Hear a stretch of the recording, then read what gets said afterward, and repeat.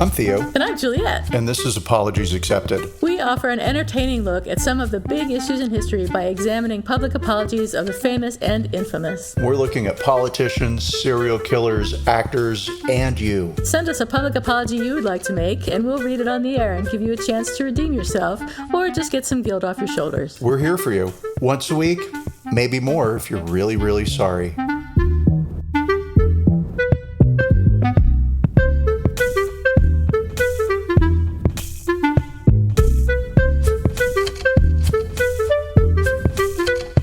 Hi, everybody. This is Apologies Accepted, the podcast. And I'm not Theo. And I'm not Juliet. I had to double check a minute to make sure I wasn't Theo. And I had to say your name weird because you went, the podcast. And I was like, oh, that's cute. Oh, she's changing things up. Oh, variety is the spice of life, they say. All right, so what's shaking bacon? What's shaking bacon? As I complained to you in our pre-show, nothing but work, so boo. Boo. I have a very dear friend who sent me a text in the middle of my workday, right? So problem number one, don't text me in the middle of the day. But his cat had died. And so, yeah. And so I stopped working and I picked up the phone and I called him and I was like, tell me what happened. And so he did. And the kitty just died in its sleep, and probably of old age. And the kitty was about 14 and I thought cats lived to 20, and they do. So sometimes. did my friend. Well, I thought that was the average life of a cat, like 20 to 22. Oh. But according to his vet, no, good 15 is kind of good, kind of real good for a cat. So, all right, cool. And then I called him that night when I was done because I figured, it's his first night alone and missing the cat and just how weird that is when you're so used to having your pet with you. Sorry, everybody who's lost a pet, you're going to cry now. And then you're all alone, right?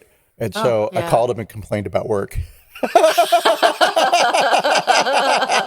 I'm sure that cheered him up. To brighten his night, yeah. Yeah. I know you're sad, but you could be sadder. You ready? You could have my job. You could have my job. Look on the bright side, Mr. Friend with Dead Cat. So that's funny. Kind of been it for the week, except that I noticed that I am feeling, not that I'm feeling older, but I'm noticing that references to things I understand are couched in terms of, can you believe back 1,000 years ago? Like, oh, wow, that was a long, whoa. And I know. I'm starting to feel real Grandpa Simpson, I just started feeling really old in the past couple of years, and it's I guess it's sort of a similar thing. It's just, I've been noticing not just that I'm slowing down a little bit, but that all my references are out of date, and I don't have any idea what's going on and what the kids these days are talking about. So I can look at a newspaper, and I don't know what any of these names are. And I don't know who any of these people care. are. And not only that, but even worse, I don't even care. I'm not going to try to find out. I'm not interested. It's just absolutely no meaning for me. And when I do find out, it's just stupid. Yeah, exactly. It's so stupid. It's so stupid. I guess our news was just as stupid, but we were more into it for whatever reason. No. It was really good and super smart and still very timely. And yes, even today. The kids today could really learn a thing or two from us. They could. Listen, kids, how does it go? It's, back in my day, we wore an onion on our belt, and we called ourselves Onion Boys. We would say, how they swinging, Onion Boy? I'll give you 2 buffaloes for a nickel. Right. That's what we called. I forget. I don't remember it either, but yeah. Yeah. That was the style at the time. That exactly. Yeah. I mean, at least we can laugh at ourselves about it. Right. And we recognize it's going on. It's not the world's getting faster or that people are getting dumber, although they are. It's they must be. Just the natural progression of life. And time, and soon our time will be up. And then we'll be reborn. No more worries. Right. So on that happy note, what's shaking bacon for me, since you asked, not a Oh, whole yeah. lot. I'm so old, I forgot. You forgot. It slipped your mind. Not a whole lot going on. It's been nice weather here in San Francisco. Got nothing to talk about. I was going to go to Italy for a month. I had decided that I was going to I did book an apartment for a month in Siena, Italy, where I've been before, and a really nice place with a view of the Campo. But now I'm thinking twice about it, and my husband is not entirely sure it's a good idea to fly with COVID, and we don't know what the situation is going to be like in May, so I'm rethinking it. So I don't know. So that's kind of a bummer. Also, there was something else I was going to talk about. Oh yeah, also a bummer. I seem to have gained a pound somehow, which is really frustrating, and I'm spending enough money that I should not be having to gain any weight. So, I agree. yeah. I mean, all this effort and time, and I'm eating less than 1,200 calories a day, and I have not gone over that at any point in the last month. I should not be gaining weight. That is just wrong. I need to complain to somebody. Maybe it was really humid and your hair picked up like a pound of water from the air. Well, I had just showered, and usually I don't shower before I weigh myself. So Oh, that's it is fine. possible that there was a pound of water in my hair.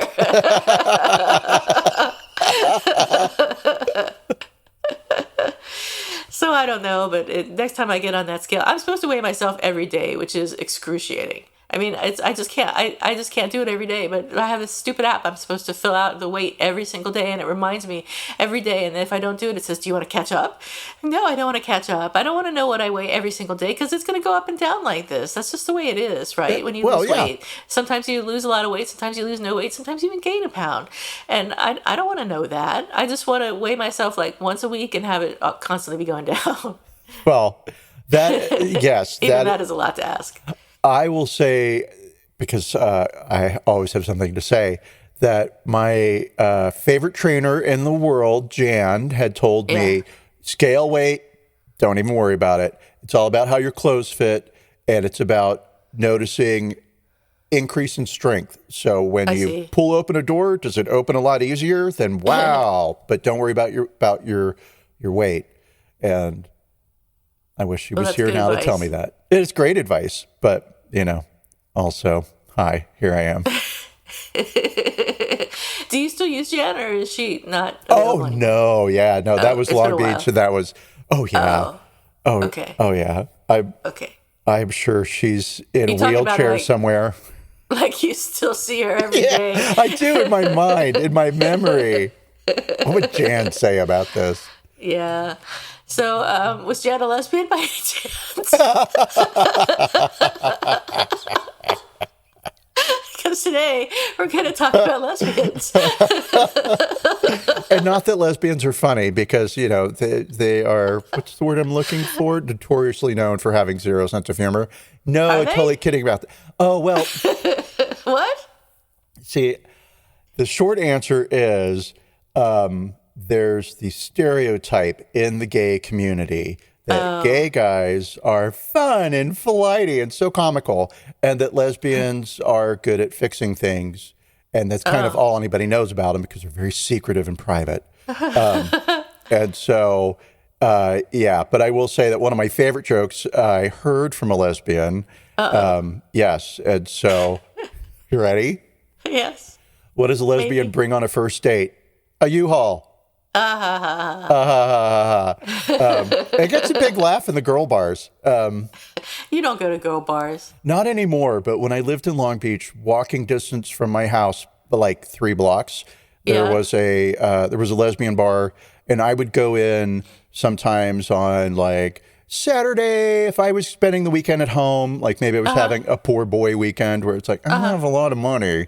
And then I'd walk down to the girl bar and I'd like have a beer and hang out for a bit. And it was just nice to like be around people and feel like, got some life and money, and just spent 5 of my $20, 20 remaining dollars on a beer. Cool. I remember those days. Yeah. And not, I won't say like I went there every weekend, but I went often enough that one of the regulars at the bar christened me a dyke tyke. Oh, I didn't know that was a phrase. That's so cute. I had never heard that before. I thought it was really cute, and I was like, yeah. And then after that, I quit going to the bar, not because I You were was so like, I don't embarrassed. want to be a dyke, but I got a raise at work. No, I just sort of like whatever happens in life, It wasn't. Yeah. It wasn't a big component of my life, but it was there, Right. and I would go, and I always had a nice time because basically the girls left me alone Right. and would take a straight girl and put her in a quiet gay bar in the afternoon, and same Exactly. experience. Yeah. It's like, Exactly. I can just hang out here and have a nice time. And if I ask you what time it is, it does not mean anything other than What time I'm too is it? drunk to read the Exactly. clock on the wall. What's that? What time is it? That's what would happen today if you went to a gay bar, a lesbian bar, a girl bar. Yeah. So let's jump right into our topic, since we've already alluded to it, sort of, And made not fun of really, it. and made fun of lesbians, which we're sorry for doing. In mid-December 2019, Hallmark apologized for removing from the air 4 television ads by Zola.com, or Zola, that featured brides kissing each other. Zola had produced 6 ads for the Hallmark Channel, most of which featured a same-sex couple along with straight couples, but one ad focused on just the lesbian couple. So these ads were met with unsurprising pushback from the right wing, and Hallmark caved, pulling 4 of these ads. In this case, a conservative group called 1 Million Moms had published a petition opposing the ads. 1 Million Moms says its mission is the fight against indecency, which just makes me sick. And it is a division of the Conservative American Family Association, which the Southern Poverty Law Center has designated as a hate group. So at first, Hallmark told the Associated Press that the company found the debate surrounding the commercials to be, quote, distracting. The Hallmark brand is never going to be divisive, said Molly Bywer, the Senior Vice President for Public Affairs and Communications. We don't want to generate controversy. We've tried very hard to stay out of it. We just felt it was in the best interest of the brand to pull the ads and not continue to generate controversy. Which is a really, I think, disingenuous and also chicken shit response. And a Hallmark spokesperson told The Hollywood Reporter the debate surrounding these commercials on all sides was distracting from the purpose of our network, which is to provide entertainment value. Which, like, whatever. I mean, Well, you can't- right. And the debate's distracting, and Right. not our content choices that are creating issues leading to distraction. It's your response is the problem. Exactly. So GLAAD soon gave a statement in response. If you don't know, GLAAD is an American LGBTQ media advocacy organization which was founded in response to the New York Post's defamatory and sensationalized HIV and AIDS coverage in 1985. And talk about being old, I remember when GLAAD was founded. So, Oh, wow. I do not. And I'm the don't? one that should. I lived in Hollywood and I'm gay, but I was too busy being gay in Hollywood to pay attention not to in 1985 you weren't. Oh, that's true. No, Yeah. you were still in high school.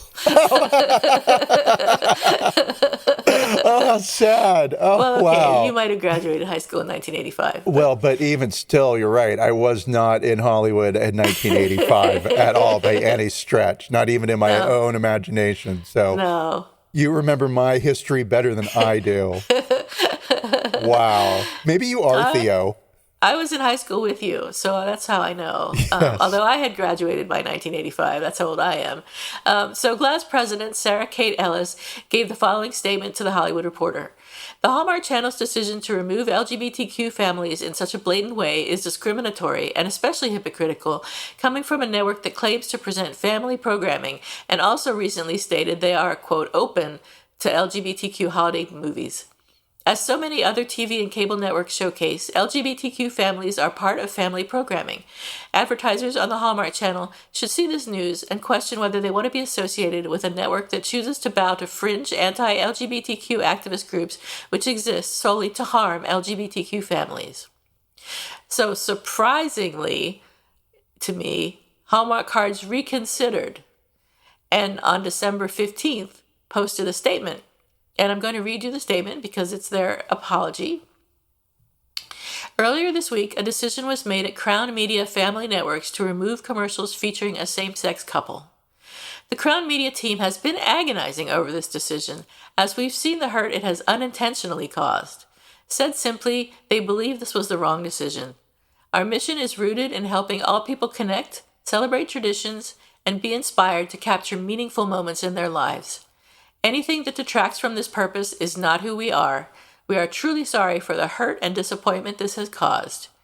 Hallmark is and always has been committed to diversity and inclusion, both in our workplace as well as the products and experiences we create.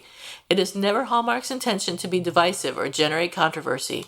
We are an inclusive company and have a track record to prove it. We have LGBTQ greeting cards and feature LGBTQ couples in commercials.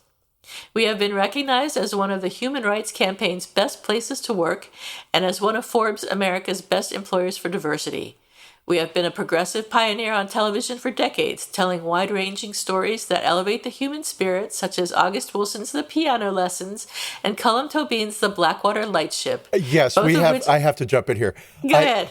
I can name 2 shows that feature people of color, and I'm going to do it now in my apology to prove that we feature people of color.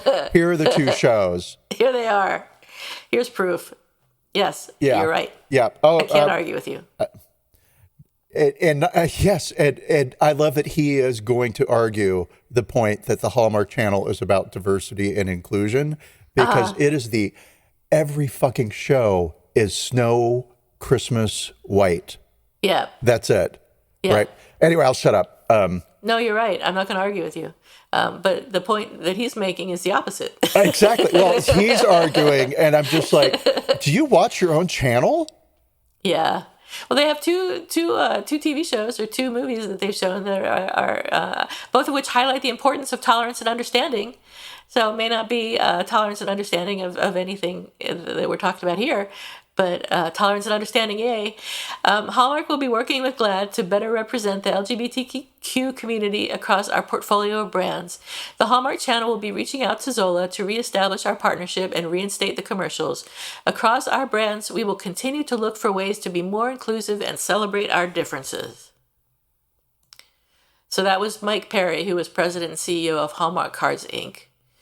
Right, which then owns the Hallmark Channel and however all of these multimedia things are arranged. Right. Because there's Crown Media that owns the Hallmark Channel, and then the card company, which is the big parent. But yeah, I mean, in short, there's just a lot of money involved in a lot of different companies that generate a lot of money. A lot of money, yeah. And Zola's chief marketing officer, Mike Chi, responded to the statement from Hallmark. We were deeply troubled when Hallmark rejected our commercials for featuring a lesbian couple celebrating their marriage, and are relieved to see that decision was reversed. We are humbled by everyone who showed support not only for Zola, but for all the LGBTQ couples and families who expressed their love on their wedding day and every day. And who buy cards. Yeah, and spend their money on our wedding network. So Hallmark has since aired Christmas films starring gay couples, including 2020's The Christmas House and The Christmas Setup, which were the first Hallmark gay-led holiday-themed rom-coms. In 2021, the lesbian Hallmark film Every Time a Bell Rings aired. In multiple tweets related to Every Time a Bell Rings, Hallmark signals support for diversity in its films. Our priority is to develop a diverse mix of content, characters, and narratives in order to create a Hallmark experience where everyone feels welcome, read one tweet. Yeah, so many thoughts. Yeah. I don't even know I don't know where to start. I really don't. I like the Hallmark Channel. I've never seen it. It's very vanilla background, feel good, cozy, nice, and it's comforting. And there's a lot that I like about it. I assume it was all white straight people, mostly. Oh, well, it's 1,000% white straight people. And so the typical formula is you have a white female who is living in an urban environment, and something calls her back to her small town home, right? Where her parents own a bakery, or her single mother, whose the father just died, at the bakery, right? Or the Christmas tree farm. And so this woman from the city, I mean, if you don't know this formula, I'm so excited to share it with you. So the woman from the city is usually a high power attorney who's been sacrificing her personal life for her career, right? Super rich. She's got 12 degrees, and I've argued before the Supreme Court, but I'm in here learning to make donuts with my mom because she can't find anybody to help her in the bakery, and the bakery's going to go out of business.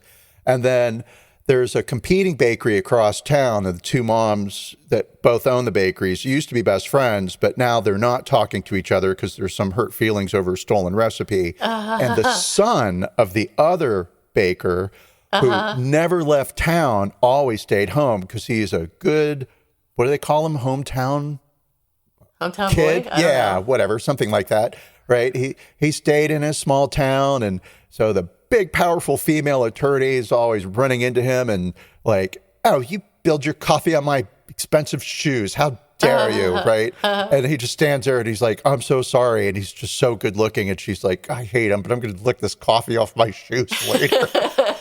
Because he's so sexy. I'm sure that happens. It does. And then whatever, like the daughter figures out what the complication was, the misunderstanding about the stolen recipe, and then the two moms become friends, and then she gets to marry the son of the other baker, and they live happily forever in the same small town where they now run the only bakery in town, I see. right? And so that's typically how it happens. And then you're like, well, Theo, okay, what about the people of color? The other formula in every Hallmark movie is there is the sidekick best friend who's the gay guy or the black girl, right? Sometimes it is the black guy, right? And then they have a very standard role to play. Everybody knows the sassy black best friend, right? Or the black best guy friend who's totally into sports, right? And they maybe you get 2 minutes of screen time, but somehow in that 2 minutes, the black character manages to have a story arc that mirrors what's happening in the larger straight white movie. And, you know, the sassy black best friend is having her own romantic problems, and she can commiserate with, I hate that other baker guy too. He's awful. My boyfriend did this thing to me and we broke up. But then they get back together again. But again, all that happens in 2 minutes. And that's the diversity and inclusion that I have witnessed in the Hallmark Channel. Yeah, they did put out the gay Christmas movie, which I felt was pretty unwatchable. I sort of tried. I wasn't like, oh, yay, something for me. You know, I've grown up in this culture, so it's like I can appreciate that two people fall in love and they can be opposite sex people, and I am just as invested in their relationship as I am in my own. You know? But yeah, the Hallmark Channel represents a version of idealized American life that is disappearing. And for reasons, because it's not about inclusion. It's about being completely unaware that there are other people in the world who are different from you and your baker husband. Right. Yep. And coming from that culture, I find those things comforting. What?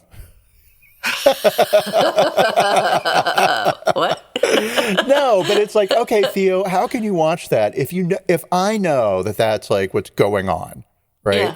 That the writers in the writing room are so unaware of or maybe they're very aware of the formula that they're following, and they're like, her best friend Samantha needs to be now the funky black girl, and let's give her 6 lines. Maybe, being cynical here, maybe they're very well aware of that. I'm sure they are. But I like to think not, because, again, it's when they're frosting those donuts together. It's so sweet. And and their hands touch, and they're like, oh my God, we're in love. Yeah, it is sweet. It's just reminding me of that story arc in Schitt's Creek, because I'm watching Schitt's Creek now. The best. Where David and what's her name, the girl that owns the motel, both fall in love with the same guy. Oh. I don't know why it's reminding me of that, but that was funny. No, he was funny. Anyway, so after Hallmark's After Hallmark's LGBTQ films came out, Netflix followed with Single All the Way, which was their first gay rom-com in 2021. And exciting news, the first gay rom-com by a major studio, it's going to be called Bros, is set to be released this year by Universal Pictures starring Billy Eichner. So you've got something to look forward to, Theo. Yay! I can't wait. I can't wait. So it is. So, all right. What am I going to say? I'm waiting for the words to come out of my mouth, too. There is this thing about representation. I personally don't care about watching a lot of gay anything, right? I don't need it. I'm perfectly fine. It's cool. But also I recognize that, like, I'm a gay white person and there's probably just enough representation for me out there anyway that I don't have to seek it out. I was taking a course called Black Queer Literature and Film, and I was probably one of 3 white people in the room of 40. And one day early on in the course, I'll say kids because, they were 20, 21, they were all talking about this series on Netflix called Chewing Gum. And now they were all people of color, right? Okay. And largely queer, some version, some flavor of something, right? Okay. And so cool. And, I felt I had to keep reminding everybody that I was gay, even though I look like a white old straight guy who probably would be disapproving of you, right? Like, no, I'm one of you too. I'm a good guy. Sorta. Yeah. I mean, I was gay before you were born, well before you were born. So, cool. So they're all talking about this series, and they're talking about this one character. And I was like, oh, well, all right, I'll give it a watch. And so I got home and found Chewing Gum on Netflix, and it's a British series. And so I was like, oh, all right, cool. This is okay. We watch a lot of British TV in our house, and fine. And the black character was the guy they were talking about in this, the black gay character, because the series focuses on a black girl in London, right? Okay. So there's a black gay character who had maybe 30 seconds. Yeah. But he was the character that all the kids in the room were talking about. Right? Wow. And they had such a backstory for him. And basically, they just dissected the whole 30 seconds of his screen time and built like a 10-minute conversation out of it. Wow. And so I thought he was going to be a major component. And so when series 1 ended, I was like, okay, wow. Mm. But it occurred to me even then that that's a hunger for representation. They weren't seeing black queer people reflected in films that they could relate to. And here was one that was a much closer version to reality than they had seen before. And so that was the gravitational force that brought them in. And so this idea that Zola's commercial featuring 2 brides kissing at the altar, and they had maybe a total of like 3 seconds in the 1 minute commercial. Yeah.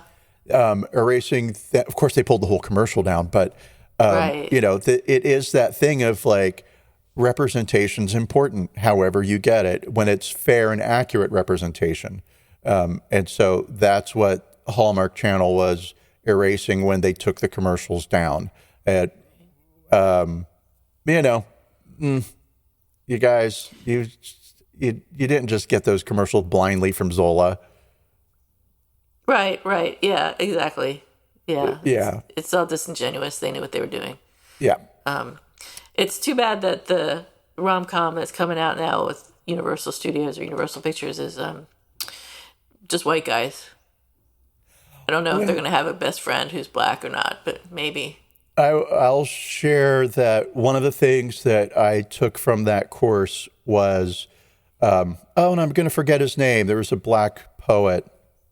Sorry, I've forgotten his name, but it's been like 7 years, who said that real equality won't happen until black queer people are given the same treatment that white gay guys receive in the media, Sure. right?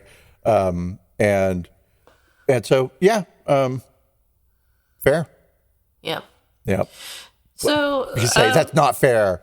yeah, let's look at the apology. We I don't want to read it again, but we had an apology from Crown Media, which was not written but signed at least by Mike Perry, President and CEO of Hallmark Cards, and I think overall, let's see, what do I give this apology? He did express regret. He said that the decision was wrong. They did not explain what went wrong, so they did not, as you were just alluding to, make any kind of attempt to understand what happened. Like, why did we say, oh, we're not going to deal with this? We're just here to entertain you. We're not going to try to be politically correct or whatever they might have said. So I think they fell short in that area, the explanation of what went wrong. They did acknowledge responsibility. They said they were sorry. They did say that they would continue to look for ways to be more inclusive and celebrate our differences. And I don't think they actually apologized, though. Looking back on it, there's no actual sorry. So I'm going to give this one, I'm going to give it a 5. Okay. All right. I'm going to say I'm right there with you. I feel like the apology itself is a little weak. And I had not noticed that they didn't say, oh, well, he said, we're truly sorry for the hurt and disappointment this has caused. So that's not really an apology. Yeah, it's not. And I feel, the whole thing's disingenuous to me, right? Our mission is rooted in helping people connect, celebrate traditions, and be inspired. Yeah, absolutely, it is. But it's a particular segment of society, and I get it. It can't be all things to all people. Right. And so okay, but at the same time, how many bakeries are there in America that you're going to be featuring in your Christmas specials? So I'll give it a 4.5. I like what they did to correct it because it is taking a risk to say, well, if you thought that commercial was offensive, wait until we put out a 1.5-hour Christmas movie featuring 2 guys, right? So, yeah, if 3 seconds of gay bothered you, wait till how many seconds are there in 90 minutes? A bunch. 5,400. Yep. Maybe. Sounds good to me. I did some math there. I could find out if it's true, but it's more fun to guess. 7,000 seconds. So the correction I'm liking. Otherwise, I'd be like, this is a 2. Yeah, the correction definitely makes it better. Yeah, it's a shame the movies weren't very good. I don't think they've ever aired them since. Did you see them? No, I think I tried to watch like 30 seconds of it. It was like, oh God, already no, I don't care. I haven't seen them either, but my gut feeling is that they probably use several gay stereotypes in there. I think it's just like, you could look at the guy and be like, oh, yep, you're the white attractive attorney. Yep, gotcha. Yep. I know exactly who you are. Yeah. So I'm not sure it was such a fantastic thing they did by having gay movies if they're going to just use gay stereotypes. But I don't know. It's a step. It's a step. It's a step. And I will also say this. In researching this, I took the easy way out at first. And I shouldn't say always. I'll go to podcast, right? So whatever our topic is, I'm like, I've got to research for the show, but I also have all this dusting to do. Podcast. I could listen and dust. And so I searched for Hallmark Lesbians, right? And bang, got a hit right off. It was some show called something like The Seth Show. And they were like, we're going to talk about the Hallmark lesbian situation. I was like, all right, cool. I'll give it a listen because maybe there'll be some great, deep information in here that I can bring to the pod. And it's these 2 guys. Basically, it's a lot of talk about rock and roll, and they sound like grunge / stoner dudes, but they also talk a lot about having interviewed the Red Hot Chili Peppers, at least in this one episode. So music journalists of some sort. I don't know. They're probably super famous, but it was a lot of like, dude, fuck, man. Wow, fuck. Oh, God, no. Man. And cool. Right there with you, bro. But so they talked about the Hallmark thing, which was all of 10 seconds. So it was a real cheat, right? They bump up that those clicks by using the word lesbian, which is what we're going to try. Yeah. And so what was striking to me was their acceptance of the lesbian brides in a very normal way. I was told, given who they were, given all the, like, dude, oh, wow, man. I was expecting like, yeah, hot chicks, man, getting married to each other. It's sexy. Could you imagine that wedding night? That sort of thing. And not at all. They were like, yeah, man, love is love, dude. Come on. and that was sort of it. Well, but, cute. Back in my day when we were wearing onions on our belts, the conversation would have been, there's nothing wrong with two chicks getting it on. Right. And that would have quickly bounced to, but gay guys suck. Right. Well, hi. So none of that happened at all. And I was great. Wow, I'm the horrible person. Because I was totally expecting I'm the horrible person because I'm expecting them to be assholes, and they weren't. And even when they were like done and they were being supportive, I was like, give it another 15 seconds because somewhere in here there's going to be something about. And nope, didn't happen. That's great. And so couldn't be more surprised. Very pleased. Excellent. Yeah, and also really disappointed because there weren't any like juicy bits. Yeah. Like, I need information that's not in the New York Times to bring to the pod. And they didn't give it to me. Well, that's good. That's an interesting podcast, I guess. I'm glad they were good about it. I'm surprised too. Yeah. And I would say, would I listen to the podcast again? If you like the Red Hot Chili Peppers, they had a lot to say about it. Like an hour and a half, really. Damn.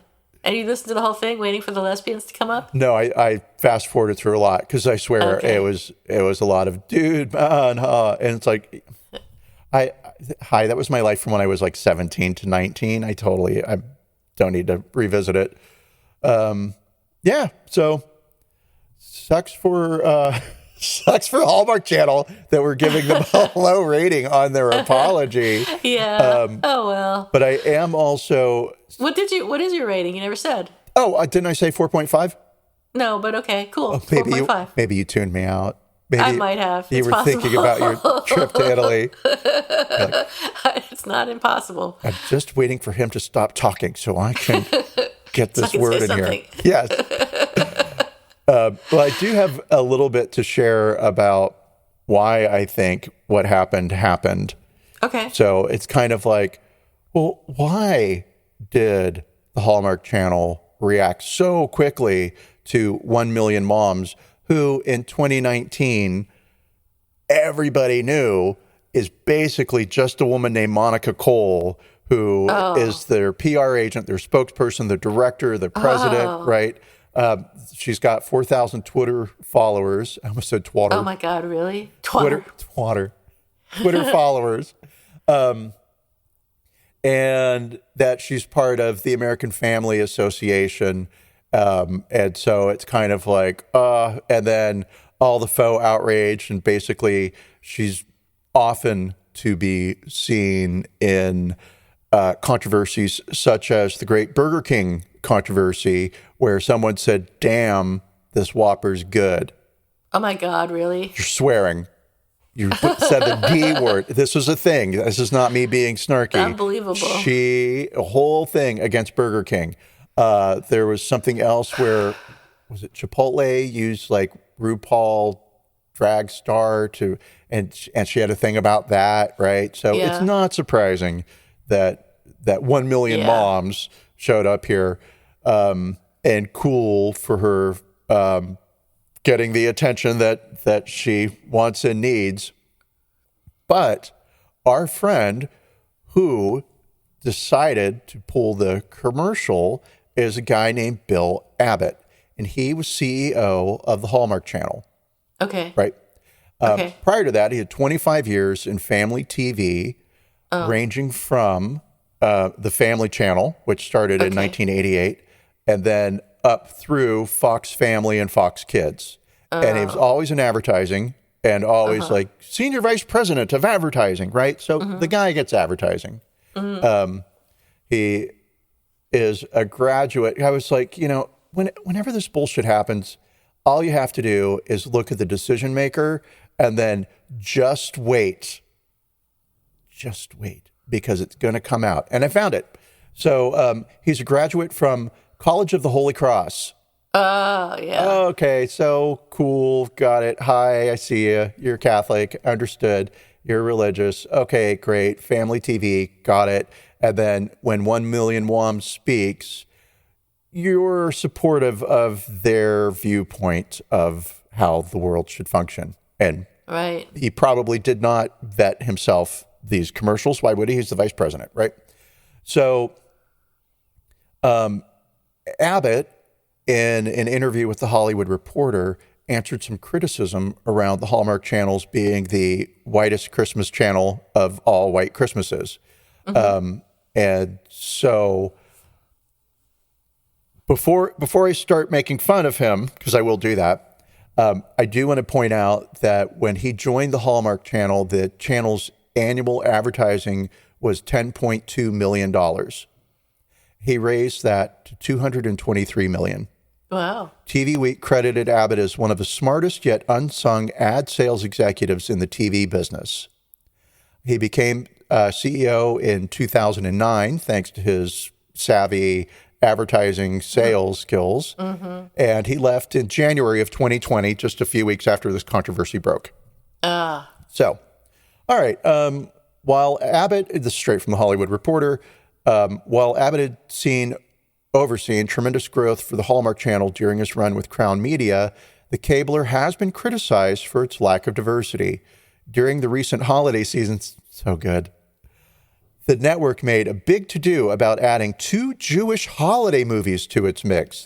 Though both of the... I know, right? It's like, you already know it's going to go straight to Bad Town. But this train, it's on the tracks and it's moving. And our next stop is Bad Town. A big to-do about adding 2 Jewish holiday movies to its mix, though both of the titles featured a Jewish character being interwoven into a Christmas movie and not so much a mention or indication of Hanukkah in their respective titles. Hallmark channels,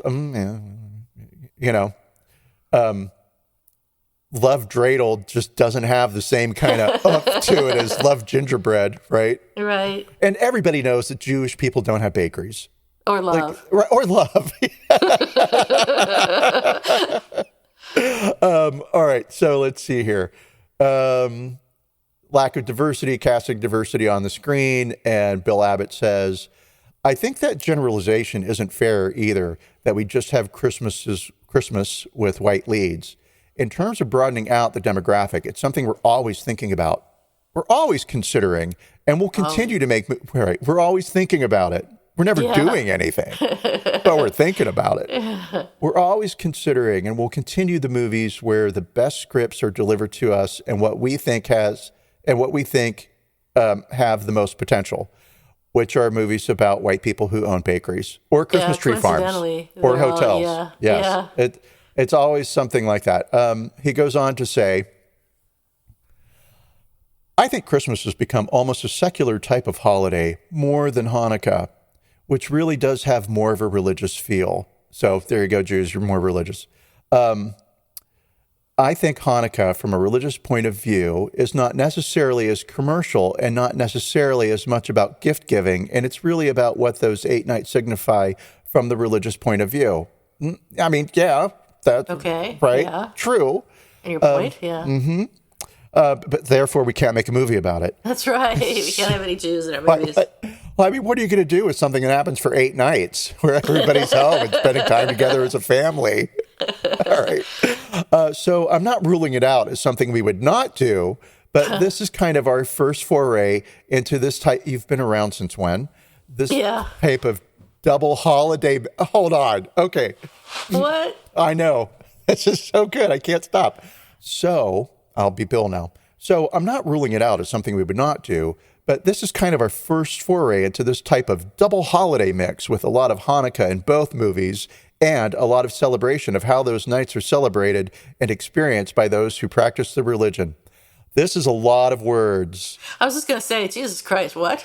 Right. Well, you can't say Jesus Christ. We'll get the Million Moms after us. I wish, please, lady. Any fucking day, I'm ready for you. Hallmark, of course, makes its own content now. And so Yes. typically the push for inclusive programming starts with this is the Hollywood Reporter explaining to non-industry people kind of like how scripts are called and vetted and how not production, but content is decided. So typically the push for inclusive programming starts with executives who put out a mandate that they're looking for specific types of content, i.e. stories about non-white families or shows with black leads. So Bill responds, "We are always encouraging people to bring us stories across the board. And it's not always that simple a process where you put the word out and you get back 3 great scripts and 3 great stories. We put the word out that we're doing an original series and we get 50 bad stories because it feature black people. So it's not as easy as I think you're making it sound. And it's certainly something that we do not discuss consistently. It's certainly something that we do discuss consistently with our team and with our talent and with our agencies." I'm putting words in there that aren't there. So he's arguing that, yeah, we are doing this. And it's like, well, here we are 2 years later talking about how you're not doing it. Yeah. He goes on, he digs his grave just a little deeper. "The reality is when you produce as much content as we do, which is 100 movies a year, 5 original primetime series, a daytime lifestyle show that's 2 hours a day, 52 weeks a year, basically live to tape, and countless specials, there's only so much time in the day." You're producing a shit ton of content.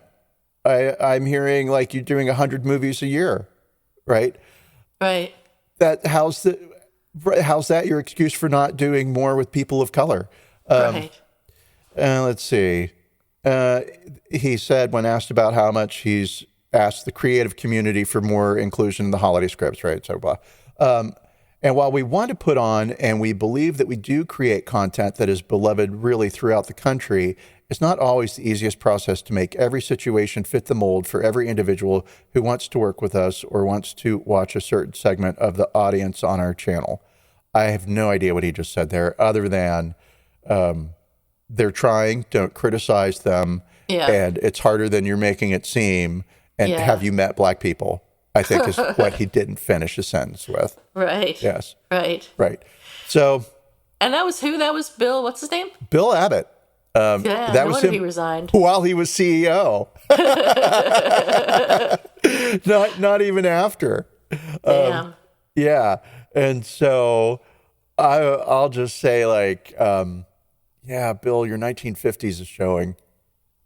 Yeah, that was a pretty bad statement. So I'm glad he's gone, and I'm glad Hallmark has continued to try a little bit to make better movies, or movies including more people, if not and authentic movies. It is again that thing of you have a channel that's dedicated to white people and you have an audience that wants to see this content. And so it sort of, for me, falls in line with this Joe Rogan stuff, right? Which is if there's an audience for it and a way to make money, then that's what you're doing. Right, someone's going to do it. Right. Unless they're stopped.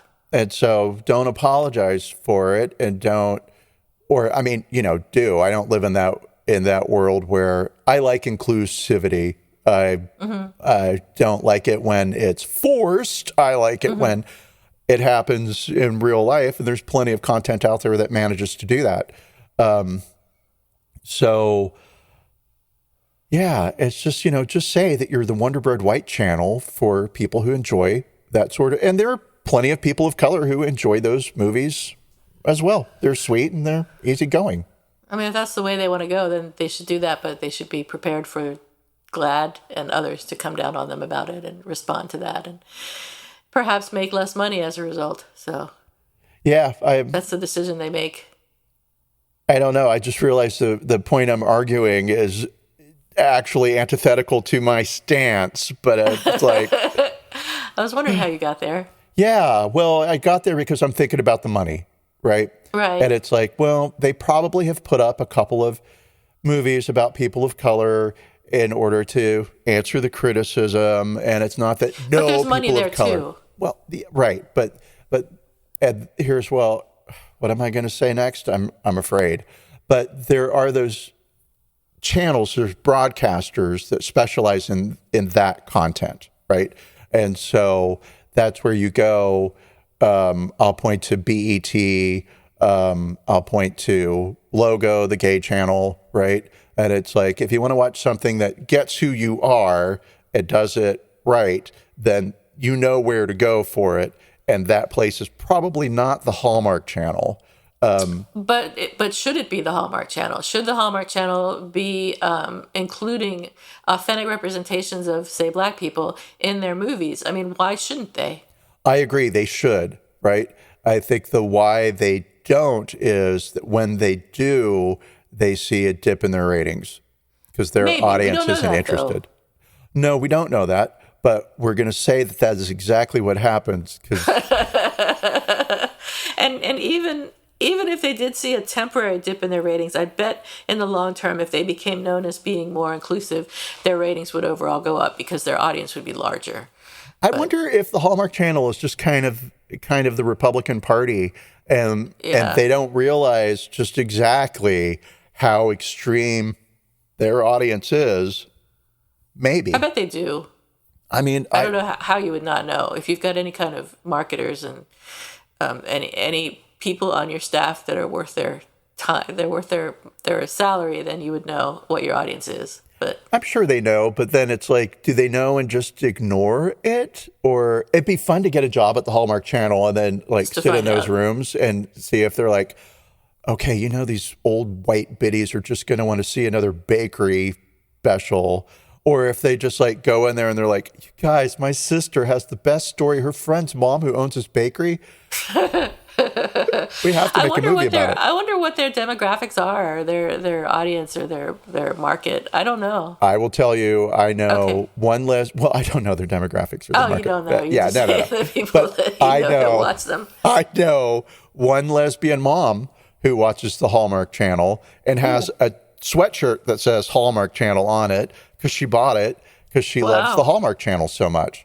Wow. And she watches the channel with her daughters. Now, she is religious. She's nice religious in my viewpoint because she's my friend. But, you know, she is religious.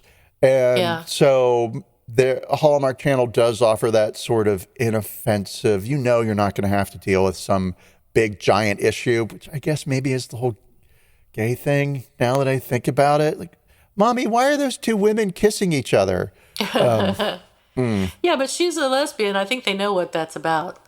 Well, thanks to the internet, they do. Yeah. Yeah. Oh, I don't know. Like I don't know either. Well, it's my conservative upbringing that dressed itself up as liberal. Because in my mother's town, my family was considered pretty liberal. Yeah. You know, but no, that was just there. So yeah, I don't know. It's weird. It's like there are spaces that belong to only certain groups, and maybe the Hallmark Channel is just that space that belongs exclusively to bakers. I mean, maybe. And then I don't know. Like, okay, so I'm going to try and draw an analogy because I really have to puzzle this out now.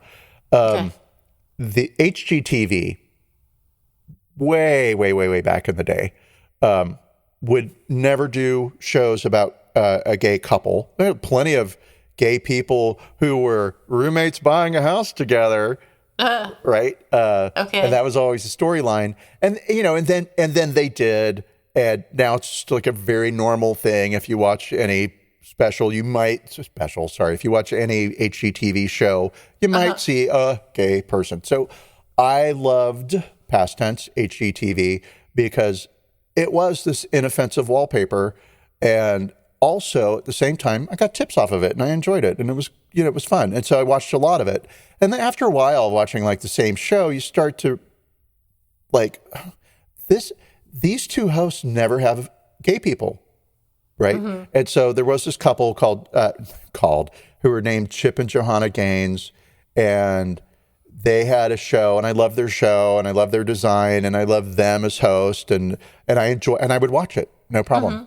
And then this story came out about how, they belong to a pretty conservative religious group, and it's anti-gay, and they were asked, because they were big stars on HGTV, Right. they were asked their opinion about gay marriage and a noticeable lack of gay people on their show. And they basically said something like, we believe that everybody should be able to lovingly disagree with each other. Right. And so, and that was their stance.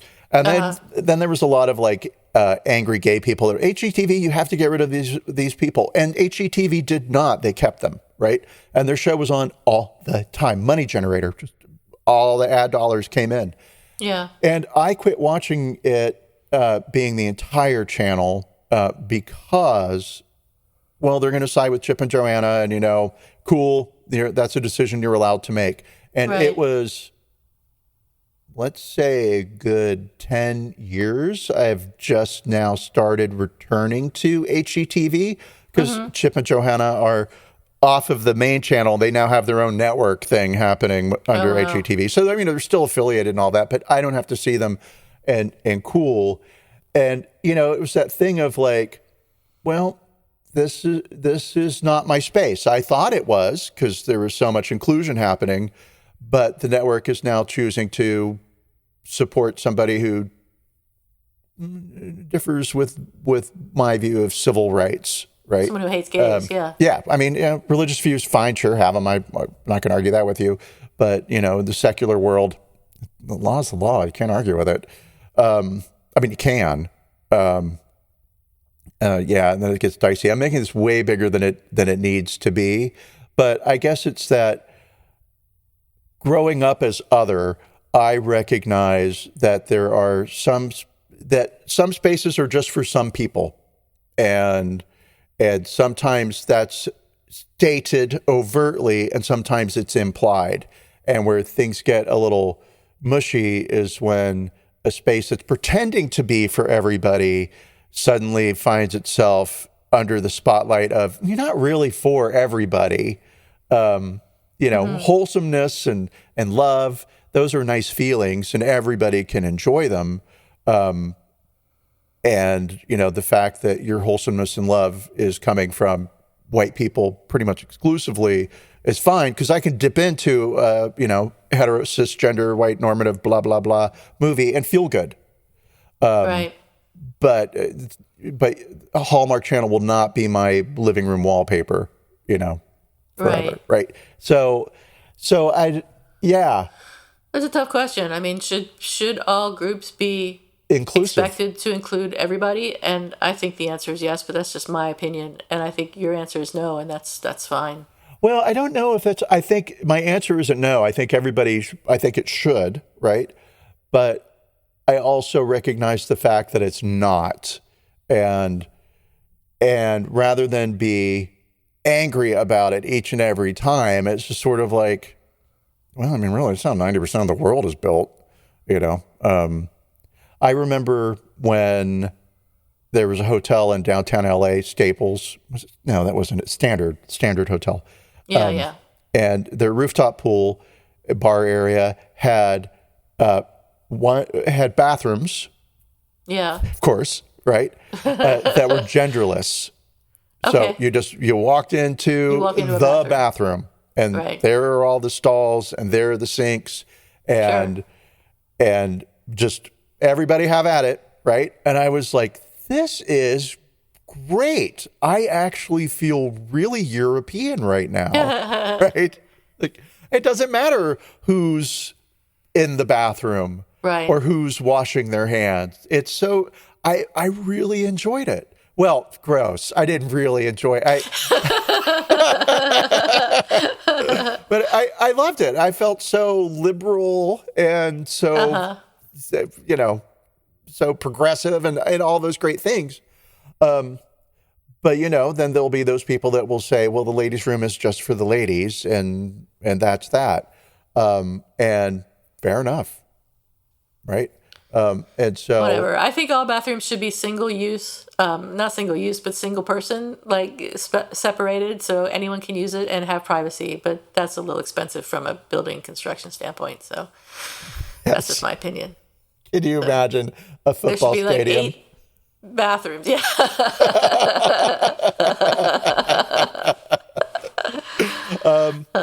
Yeah, so I mean, obviously, I agree with you. I think that there should be much more, there should be more spaces that allow for more inclusion, and we're getting there in fits and starts. Right. And exactly. The issue is, again, these places that are pretending they are inclusive when in fact they're not really. And, you know, and maybe you want to be, but your audience doesn't want you to be, or the audience doesn't respond well to inclusion or, you know, and or whatever, right? I shouldn't say it responds well to inclusion. And maybe Hallmark Channel, you just haven't produced a movie that's as good about people of color as you have about your white bakers. I don't know. And hire some people from Those BET. white baker movies are so good. Well, yeah. I was going to say, they're sweet and they're watchable. And it's the same thing again and again and again. And I'll watch like one Hallmark movie a year now, kind of at this point. Yeah. And it helps if I'm sick and I have a cold and I'm on the couch, because then it just feels so much nicer. Yeah, I don't know. I feel bad now. Well, so let's change the subject and ask you if you have a if you have a who's sorry now or an apology is expected. I have a who's sorry now, and it's a good. future apology that I may be making. So I have a cousin who is wonderful, and I love her. Her son is getting married in May, and I may not be here. And she has invited me to the wedding. Got the official invitation, so you know it's like a real invitation. It wasn't wedding. even like a, hey, if you want to come, you can. Yeah. Right. So cool. And I may not be able to go. And she mentioned to me that it would mean a lot to her if I went, because nobody else from the family will be going for a variety of reasons that have nothing to do with politics this one time. Right. Has to do with health and age and availability, and everybody's got a good reason. Well, I may be gone. I don't know. So I'm delaying my reply, and I don't want to tell her yet that, like, I don't know if I'm going to be here, because I might be here. And so I don't want to even give the shadow of disappointment yet. Right. But I'm going to have to. You're going to have to make your travel plans so that you'll know whether you're going to be there or not. Yes. Yes. And maybe I could make the travel plans so that I can attend the wedding. That's possible. It is. So the other thing, I hate weddings. Who doesn't? They're the worst. They are the worst. And so it's probably more that than it's like, I might be out of the country. So my apology right now is for not making a decision. Okay. Well, if you wait long enough, it'll be made for you. See, that's usually how I operate. I don't want to decide. I don't know. No, you can't go. Okay, what about you? Who's sorry now? Apologies expected. I have an apology expected, and it's Renee Zellweger, and I think she's going to apologize because she's going to be in a movie coming up called The Thing About Pam, in which she wears a fat suit. This is actually a TV show, a TV show that will start in March of this year, and she's going to play a convicted murderer serving a life sentence. So the question is, why Did they hire someone to wear a fat suit and not an actual fat person?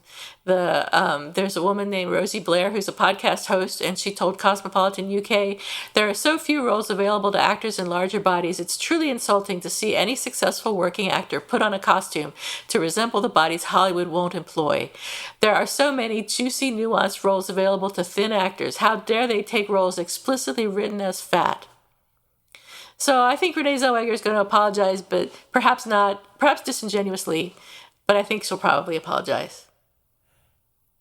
I'm sorry I'm not fat, or I'm sorry that I took a role from a fat person and had to wear a fat suit in order to portray this role, when somebody who was actually fat, an actor who was actually fat, could perhaps have been given the job.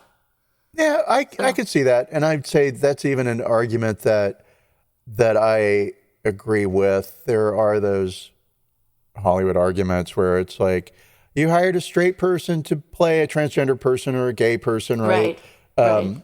And I'm always very much like, well, it is acting, you guys. And we do say that, like, well, gay people can play straight. And so if that's going to be our stance, we have to allow for straight people to play gay. Uh-huh. So, yeah. So you're disagreeing? I agree with this one, though, right? Okay. and why? On one hand, you could argue, well, she can act and actors wear costumes. And so, right. All right, cool.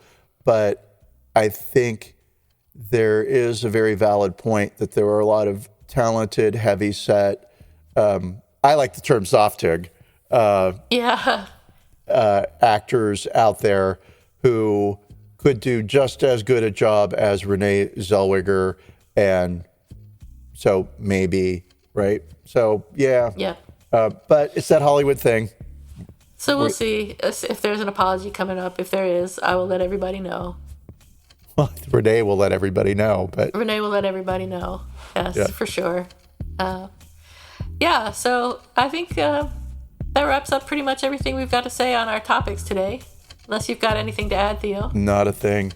No. Okay. Yeah. Well, then thanks everybody for coming by, visiting with us. Thank you for coming to our lesbian wedding today. Our bakery. That would have been better. Yeah, I should have said that. And we will see you next week. Bye. Bye.